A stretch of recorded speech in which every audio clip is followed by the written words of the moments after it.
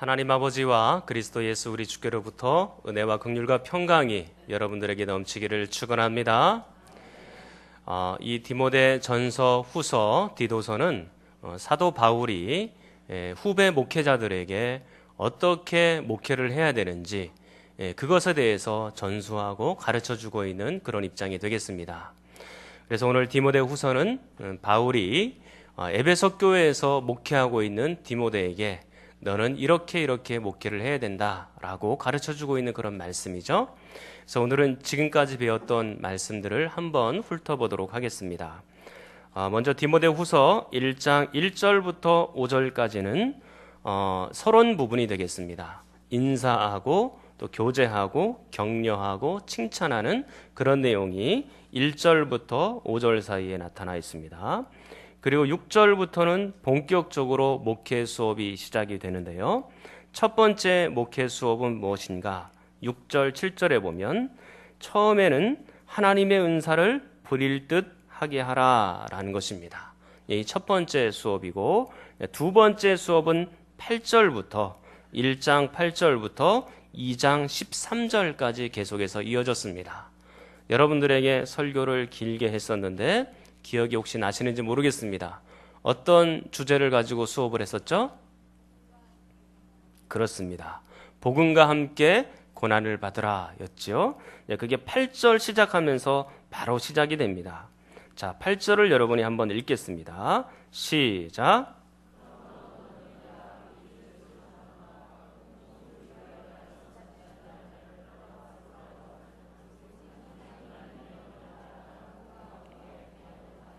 네, 그렇습니다. 하나님의 능력을 따라 복음과 함께 고난을 받으라 이 주제가 2장 13절까지 계속해서 되었고 여러분들에게 9번에 걸쳐 설교 말씀을 나누었습니다. 그리고 2장 14절부터 2장 26절까지는 어떤 주제였습니까? 그렇죠. 이단을 경계하고 선한 일꾼이 되어라. 이 두 가지 주제를 가지고 세 번째 수업을 이 바울이 한 겁니다. 그리고 오늘부터는 새로운 주제가 되겠습니다. 자, 이게 3장 1절부터 17절까지 계속해서 이어지는 말씀입니다. 그래서 지금 여기서 네 번째 수업을 하고 있는 것은 무엇인가? 그 주제가 무엇인가? 뭐겠습니까? 그렇습니다. 여러분 눈치가 있으십니다. 자, 주보 제목을 보시면 되겠죠? 자, 주보 제목을 한번 읽겠습니다. 시작. 그렇죠. 하늘의 가르침 대 땅의 가르침, 이 두 가지 주제가 3장 전체를 휩싸고 있는 주제다라는 것을 기억을 하시면서 그렇게 따라오면 되겠습니다. 자, 이제 3장 1절을 한번 보겠습니다. 자, 1절 여러분이 한번 읽습니다. 시작. 자, 지금 뭐라고 디모데에게 명령하냐면 너는 이것을 반드시 알아야 된다 라고 명령법으로 얘기를 하고 있죠. 뭘 알아야 되는 겁니까? 말세에 고통하는 때가 있다는 것을 알아야 된다 그렇게 말하는 겁니다. 이 말세라는 것은 말 그대로 하면 세상의 끝이다 라는 얘기입니다. 그래서 우리는 보통 얘기하면 예수님께서 재림하시기 직전의 상황이 말세일 것이다 얘기를 많이 합니다. 그런데 이 말세라는 것은요, 성경에서 문맥 가운데 조금씩 다르게 해석이 되겠지만, 적어도 여기서만큼은 이 말세는요, 예수님께서 초림하실 때부터 재림하실 때 사이에 그 기간 전체를 말세라고 부르는 겁니다. 예수님이 언제 초림하셨죠? 초림이라는 것은 처음 초자를 써서 언제 처음 오셨느냐 이 말입니다. 언제 처음 오셨죠? 지금부터 약 2000년 전에 오신 겁니다. 그때 초림하셨죠. 예수님 언젠가는 다시 오시죠. 그러니까 다시 제자를 써서 재림 그렇게 말하는 겁니다. 그래서 예수님께서 2000년 전에 오셨을 그때부터 다시 오실 그때까지 그 사이를 뭐라고 얘기한다고요? 말세라고 얘기를 하는 겁니다. 여기서는 지금 적어도 문맥 가운데 보면 말세는 초림부터 재림까지의 그 시간을 얘기를 하는 겁니다. 그런데 이 말세의 특징이 있습니다. 어떤 특징이 있나요? 1절을 보니까 고통하는 때가 이른다 그렇게 말씀을 하는 거죠. 사랑하는 여러분, 일반인들도 그렇지만 이 말세를 살아가는 것은 우리 성도들에게는 굉장히 고통스러운 일이에요. 2000년 전에 이 성경 말씀이 디모데 전서 후서가 거의 기록이 됐는데 2000년 전의 성도들도 고통스러워했지만 현재 21세기를 살아가는 우리 성도들도 고통스럽다라는 얘기입니다. 우리가 지금 차도 타고 다니고 그리고 또 비행기도 타고 그 다음에 컴퓨터도 있고 인터넷도 하고 여러 가지 편리한 세상을 만나기는 했지만 그때 2000년 전의 성도나 지금의 성도나 고통스럽기는 매 한 가지인 것이죠. 왜 고통스러울까요? 그게 이제 2절부터 나오는 겁니다. 여러분 2절 여기에 기록은 되지 않았지만 이 앞에 어떤 단어가 빠져 있냐면 왜냐하면 이라는 단어가 빠져 있습니다. 말세에 고통하는 때가 이르게 되는데 왜 고통을 받느냐? 그 왜냐하면 하고 2절부터 쭉 말씀을 전해주고 있는 것입니다. 2절부터는 말세의 증세들을 우리에게 보여주고 있는데 이것은 세상 사람들이 이러한 증세를 가지고 살아갈 것이다 라고 말하는 것입니다. 이것은 하늘의 가르침이 아니고 땅의 가르침이 되겠죠. 그래서 이 땅의 가르침들을 2절부터 쭉 얘기를 하는데 특별히 2절부터 5절까지 보면 어떤 증세들이 나오기 시작합니다. 말세의 증세들이 나오는데 몇 가지 증세가 나올까요?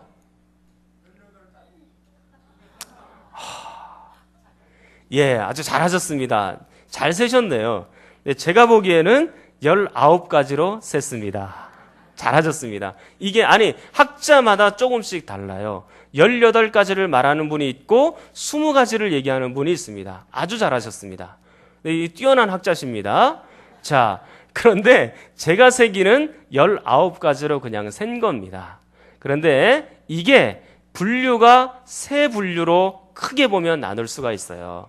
첫 번째는 어떤 분류를 할 수 있냐면 자기 자신과의 관계 속에서, 그리고 두 번째로는 타인과의 관계 속에서, 그리고 세 번째는 하나님과의 관계 속에서, 이렇게 크게 보면 세 부류로 나눌 수가 있거든요. 물론 조금씩 겹치는 게 있습니다.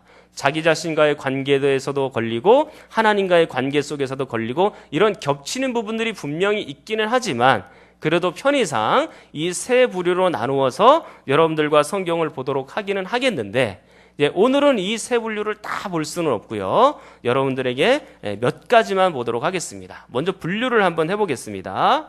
자, 자기 자신과의 관계 속에서 보면 2절에 보면 자기를 사랑하고 돈을 사랑하고 자랑하고 교만하고 또한 중간에 건너뛰어서 감사치 않고, 그리고 3절에 보면 중간에 보시면 절제하지 못하고, 그리고 4절에 보면 배신하면은 건너뛰고 조급하고 자만하고, 이렇게 해서 8가지가 자기 자신과의 관계를 얘기하는 겁니다.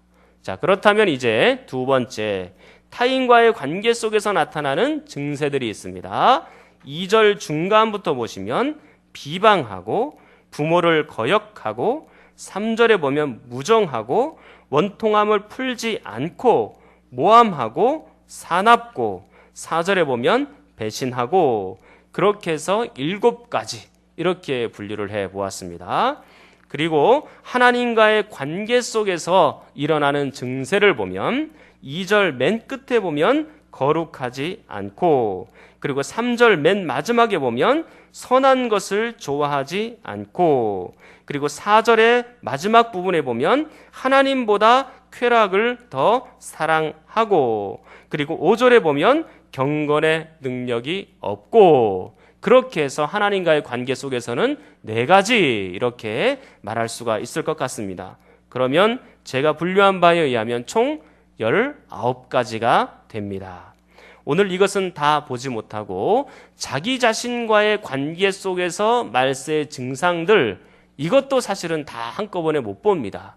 그래서 오늘은 2가지만 여러분들과 함께 보도록 하겠습니다. 먼저 2절을 읽겠습니다. 말세 자기 자신과 나타나는 증상이 뭔지. 자, 2절을 한번 읽겠습니다. 시작.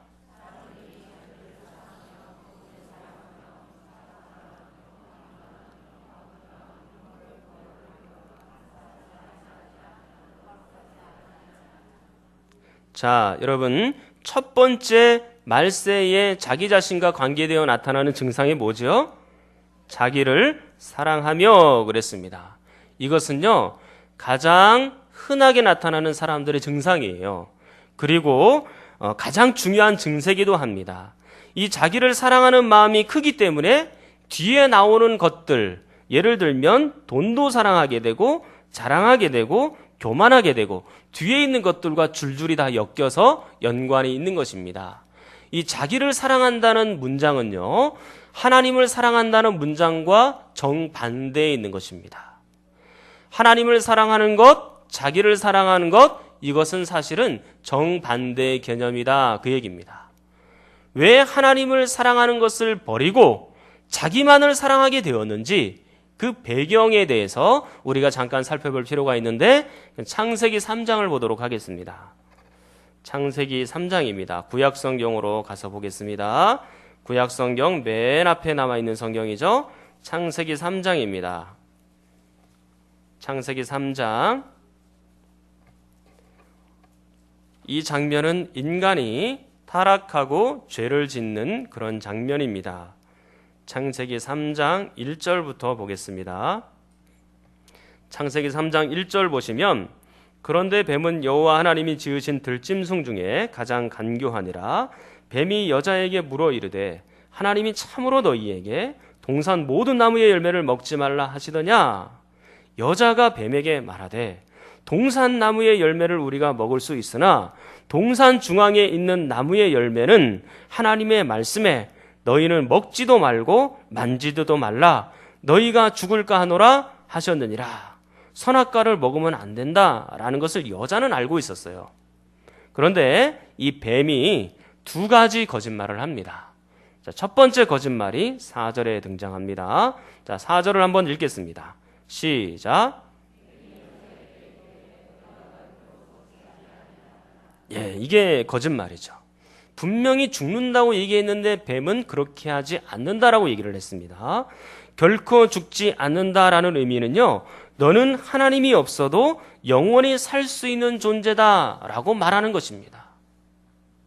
하나님의 법칙을 깨고, 그리고 하나님의 말씀을 어겨도, 그리고 하나님의 품을 뛰쳐나가도 너는 영원히 살 수 있단다라고 사단이 거짓말을 한 겁니다.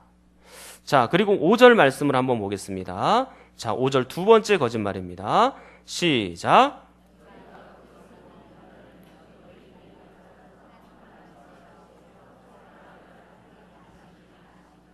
예, 네가 만약에 선과 악을 알게 하는 나무 열매를 먹게 되면 너는 하나님과 같이 된다라는 거짓말을 한 겁니다.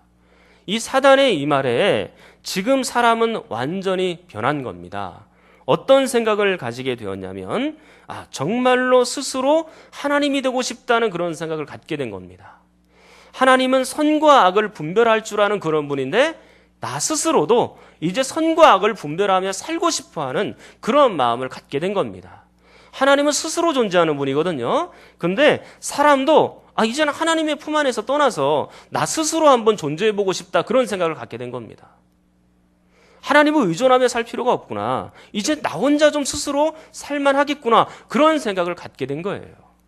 하나님은 영원하신 분인데 내가 하나님이 없어도 영원히 살 수 있는 그런 존재겠구나, 그런 생각을 가지게 된 겁니다. 그래서 스스로 독립해서 하나님의 품을 떠나서 나 혼자 살고 싶어진 겁니다. 하나님의 품에서 완전히 독립하기를 원했던 겁니다. 그래서 선과 악을 알게 하는 나무 열매를 먹게 된 거죠. 이게 어떤 분들이 이렇게 얘기하는 분들이 계세요. 선악과를 먹은 게 뭐 그렇게 대수냐, 이거 뭐 하나님 말씀 하나 좀 어겼다고 뭘 그렇게 사람을 죽기까지 그렇게 하시냐, 이렇게 반문하는 분들이 계십니다. 그러나 그것은 오해입니다. 이게 단순한 문제가 아니에요. 선악과를 먹지 말라 하는 것은요, 하나님과 아담 사이에 맺어진 강력한 약속이었습니다. 네가 평소에 에덴 동산에 있는 모든 것들은 다 먹어도 되지만 그 동산 중앙에 있는 나무 열매 선악과만큼은 절대로 먹지 말아라. 먹는 날에는 죽는다. 그걸 하나님과 아담 사이에 서로 약속을 한 겁니다. 근데 그 약속을 깨버린 게 누구예요? 하나님이 아니고 사람 편이라는 얘기입니다. 여러분 성경 창세기 2장 16절 17절을 한번 보십시오. 2장 16절 17절, 자, 두 절을 여러분이 한번 읽겠습니다. 시작.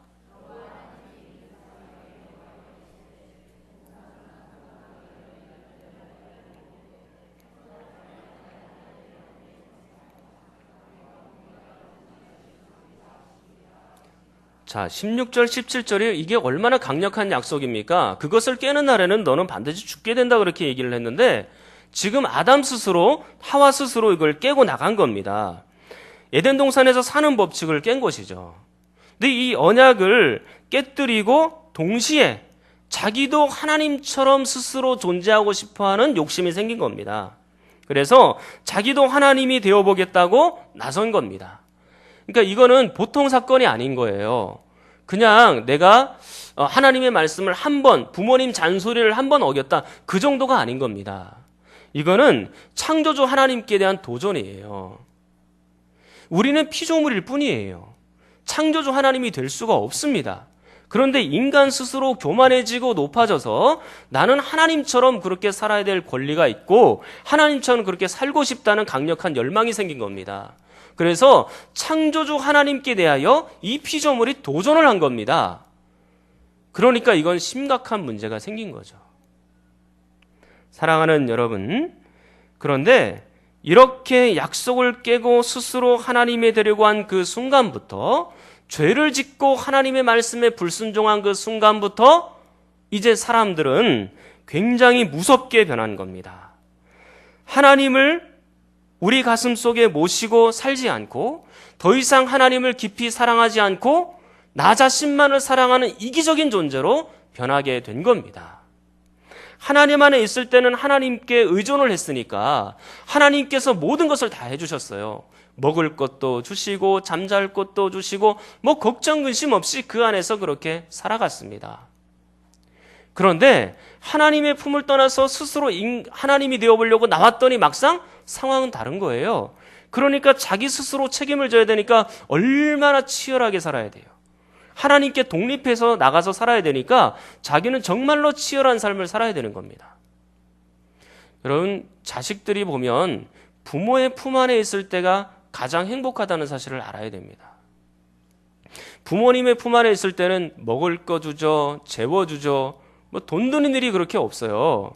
그리고 부모님이 다 어려운 일을 막아주고 기도해주고 안아주고 그렇게 합니다.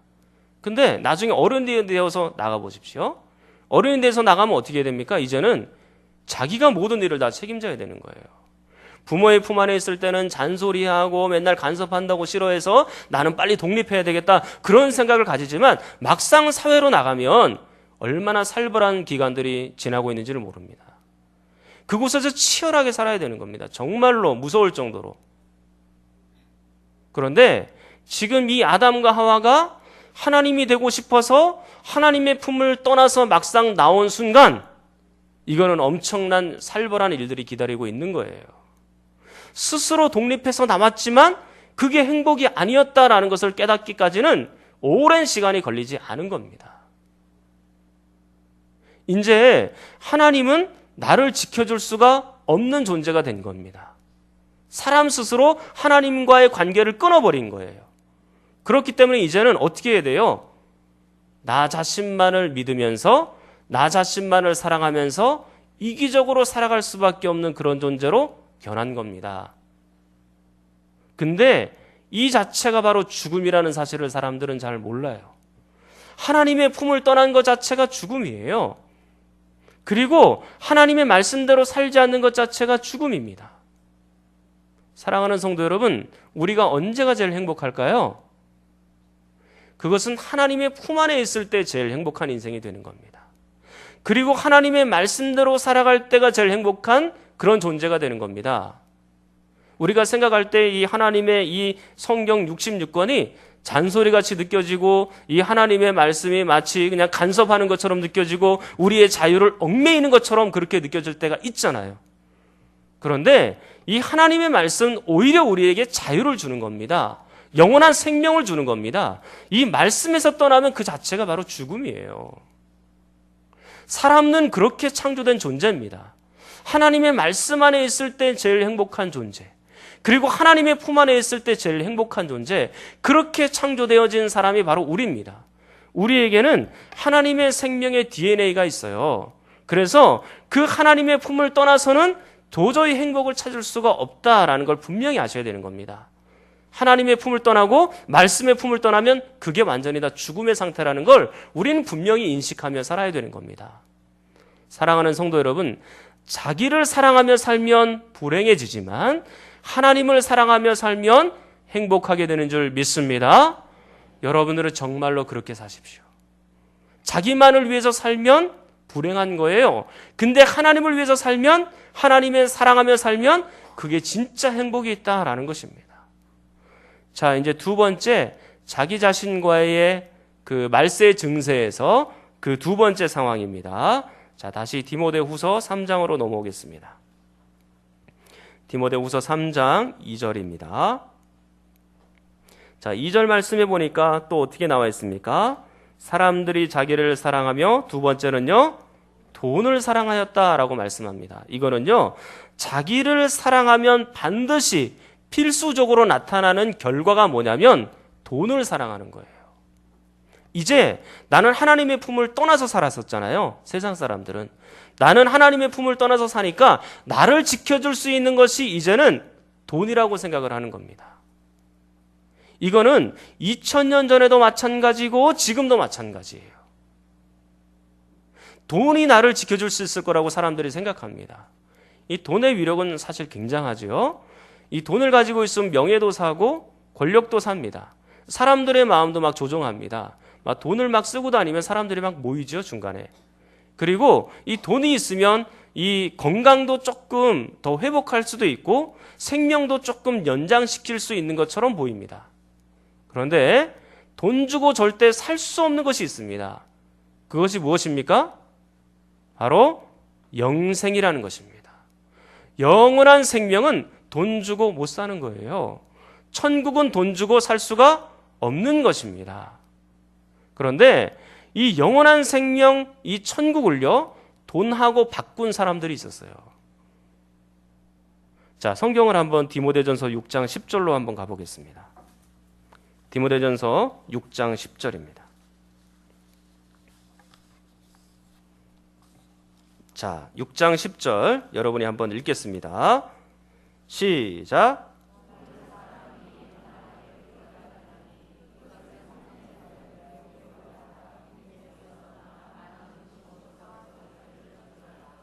그렇습니다. 지금 돈 때문에 믿음에서 떠난 사람들이 있다고 말씀하는 거예요.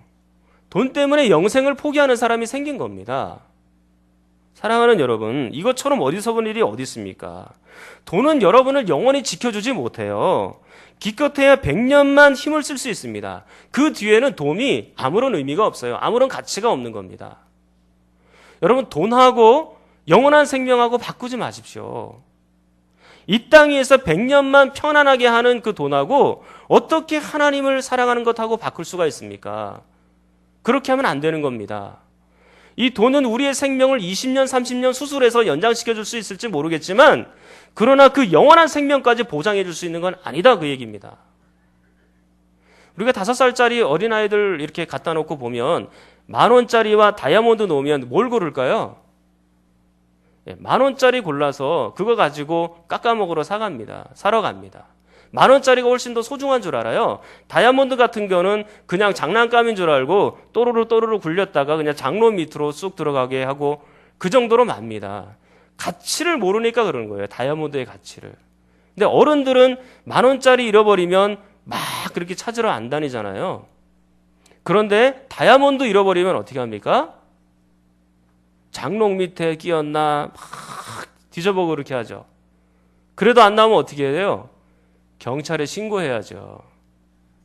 어른들은 10,000원을 잃어버렸다 그래서 경찰에 신고하지 않습니다. 근데 다이아몬드 잃어버리면 경찰에 신고하는 거예요. 왜냐하면 이 보석의 가치를 알기 때문에 그런 거예요. 사랑하는 여러분, 여러분들은 저는 정말로 영생의 가치가 얼마나 귀하다는 것을 알기를 축원합니다. 영생은 정말로 소중한 것입니다. 다이아몬드보다 훨씬 더 중요하고 소중한 거예요. 그 다이아몬드보다 소중한 그 영생의 가치를 10,000원짜리하고 바꾼다는 건 있을 수가 없는 얘기잖아요. 이 세상에 있는 가치하고 영생하고 어떻게 맞바꿀 수 있습니까? 그런 일이 일어나서는 안 되는 거예요. 정말 슬픈 것입니다. 그러면 사랑하는 성도 여러분, 더 이상 돈은 여러분을 지켜줄 수 있는 최상의 것이 아닙니다. 돈을 많이 가지고 있다고 영생을 잃어버리면 다 잃어버린 겁니다.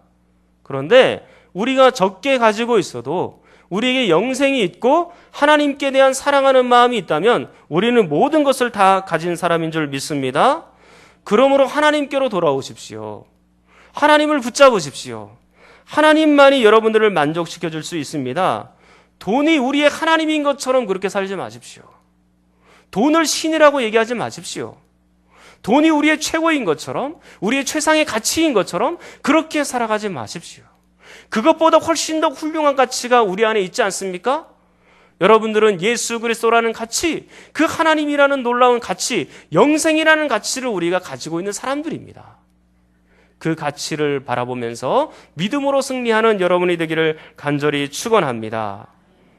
이 땅의 유일한 신은 하나님밖에 없어요. 돈을 신으로 삼고 살면 안 됩니다. 그것에 노예가 되어서 질질 끌려가지 마십시오. 이것처럼 비참한 생애가 없는 거예요.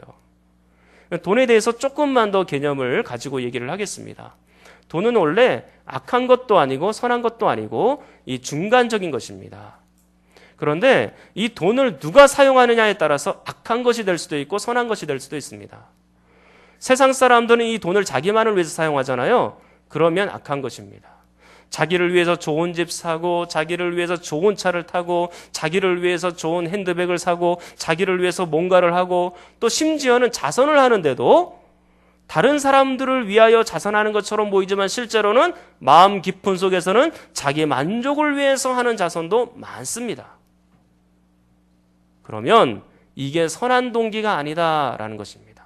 선하게 바르게 사용하는 것이 아닙니다. 우리 예수 믿는 사람들은요, 돈을 선하게 사용해야 되는데 어떤 것이 선한 것이냐?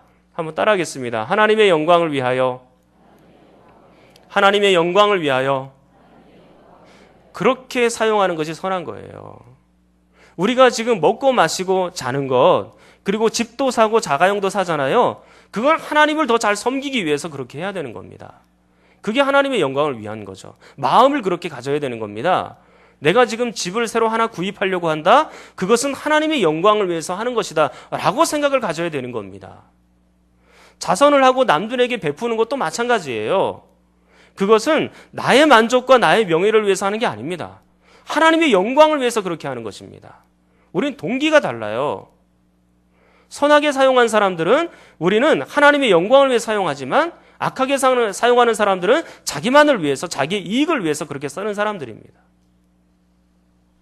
이렇게 디모데는요, 이런 상황들에 대해서 시대의 흐름들을 정확하게 읽고 성도들에게 대처하고 그것들을 주의해야 될 필요가 있었습니다. 그래서 이 바울이 이 19가지를 쫙 얘기를 하기 시작한 거예요. 이제 오늘의 결론입니다. 우린 다시 디모데전서 3장 1절로 돌아와야 됩니다. 디모데전서 3장 1절입니다. 자, 3장 1절에 보시면 너는 이것을 알라 말세에 고통하는 때가 이르러 그렇게 얘기를 나오는데 여기에 한 단어가 빠져 있는 게 있습니다. 원래 이 원문에는요 그러나 라는 단어가 있습니다. 그러니까 이 그러나는 역접이라는 뜻이잖아요. 그러면 앞에 있는 것에 역접이 되는 거니까 앞에 있는 내용과 긴밀하게 연관이 또 돼 있다는 거죠. 그래서 2장 25절 26절을 한번 보십시오. 거역하는 자를 온유함으로 훈계할지니 혹 하나님이 그들에게 회개함을 주사 진리를 알게 하실까 하며 그들로 깨어 마귀의 올무에서 벗어나 하나님께 사로잡힌 바 되어 그것을 따르게 하실까 함이라. 그러나 너는 이것을 알아라. 이렇게 말하는 겁니다. 그러니까 앞에 있는 말씀들은 디모데가 온유함으로 또 인내함으로 이단들이나 불신자들에게 이 주의 말씀을 잘 가르치면 그들도 하나님의 품으로 돌아오게 될지 모르겠다. 그러나 너는 이것을 알아야 되는데 말세에 고통하는 때가 이른다라고 19가지를 쭉 얘기를 해주고 있는 겁니다. 자, 그렇다면 앞에서 25절과 26절은 우리에게 희망 섞인 말씀을 해주고 있는 것이지만 지금 3장 1절부터는 어떤 말씀인 거예요? 세상 사람들이 하나님의 품으로 다시 돌아오는 것이 쉬워 보입니까? 어려워 보입니까? 어렵다라는 얘기입니다. 녹록치 않다는 얘기입니다. 자, 그렇다면 사랑하는 여러분, 우리가 이런 19가지 증세를 쭉 보면서 사람들이 점점 강팍해져 가고 자기 자신만을 사랑하기 때문에 우리가 예수 그리스도의 복음을 증거하고 전하는 것이 그들에게 잘 전달되지 못할까 봐, 그들이 하나님의 품으로 돌아오는 것이 더뎌질까 봐 우리가 중단하고 있어야 되느냐, 그런 질문을 할 수 있는 것이죠. 우리가 사람들이 회개하고 돌아오는 것이 어려워질까 봐 우리가 그냥 가만히 있으면 되는 겁니까? 아이, 전도하기 힘들어. 이제 뭐 전도 안 할래. 뭐 아파트 가니까 문도 다 잠겨 있고 이제는 전도 못 하겠더라. 안 되겠더라. 그렇게 하면 되는 겁니까? 그렇게 하면 안 된다라는 것입니다. 오히려 2000년 전보다 오늘 이 디모데보다 훨씬 더 온유하고 훨씬 더 겸손하고 그리고 훨씬 더 깊이 참으면서 하나님의 말씀을 전해야 되는 겁니다. 세상이 악하면 악할수록 이 주님의 말씀으로 더 깊이 무장하여서 믿지 않는 사람들에게 복음을 증거하고 전해야 되는 것입니다. 그 사람들은요, 지금 이 땅 위에 있는 가치밖에 몰라요. 이 땅에 있는 것이 전부인 줄 압니다. 자기를 사랑하며 사는 것, 돈을 쫓아서 살아가는 것, 그게 전부인 줄 알아요.